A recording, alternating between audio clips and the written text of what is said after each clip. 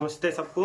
आज मेरे साथ हमारे यहाँ आज घर में हमारे 4 तारीख है, 4 जनवरी, जो आज हमारे यहाँ सत्यनारायण स्वामी का पूजा है। हमारे पंडित जी जो हैं रोगदेव बाबा हमारे यहाँ आए हैं। तो आज मैं आपको बतलाऊंगा कि सत्यनारायण स्वामी का पूजा होता क्यों है और उसके लिए किस किस चीज की जो भी जानकारी है हमारे बाबा हम लोगों को शेयर करेंगे। ठीक है, देखिए सत्यनारायण भगवान का पूजा घर में सुख समृद्धि धन वैभव जस प्राप्त करने के लिए होता है। सत्यनारायण भगवान का व्रत का कोई तिथि कोई बार कोई दिन निश्चित नहीं है। जिस दिन जजमान को श्रद्धा हो जाए, श्रद्धा रूपे न सत्यनारायण भगवान का कोई निश्चय नहीं है। चाहे तो मूल मास हो, अधिमास हो, खर मास हो या पूर्णिमा हो या एकादशी हो, जिस दिन ऐसा लोग कहते हैं कि पूर्णमासी की पूजा करावेंगे, एकादशी की पूजा करेंगे, ऐसा कोई भगवान का पूजन में वर्णन नहीं है।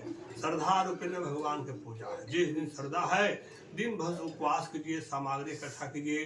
भगवान के पूजन में सामग्री में विशेष करके केले के फल, दूध, दही, गेहूं के चूर्ण अगर न हो तब भाव चावल के चूर्ण में भी गुड़ मिला करके और भगवान को सावा सेर, सावा पाव, सावा सेर के हिसाब से उनका भोग लगाया जाता है। भगवान को पूजन कीजिए, भोग लगाइए।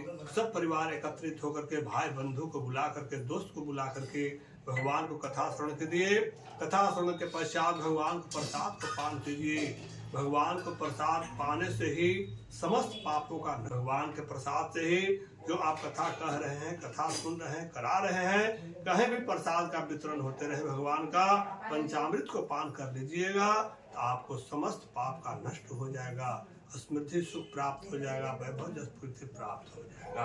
यही सत्यनारायण भगवान का कथा है, यही सत्यनारायण भगवान का महत्व है।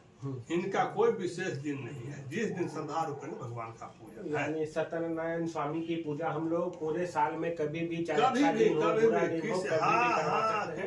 लिए कोई तिथि वार की आवश्यकता नहीं होती है। कोई विशेष सामग्री की भी आवश्यकता, विशेष सामग्री की भी आवश्यकता नहीं है। बस इनके साथ यही, सत्यनारायण स्वामी की पूजा के साथ यही है कि आप में भावपूर्ण और श्रद्धा होनी चाहिए और बस पूजा का अपमान नहीं और प्रसाद लिए बिना वहाँ से जाना नहीं। जहाँ भी प्रसाद मिले, तो जैसे हमारे यहाँ महापर्व छठ पूजा है, वैसे ये हमारे यहाँ महापर्व है।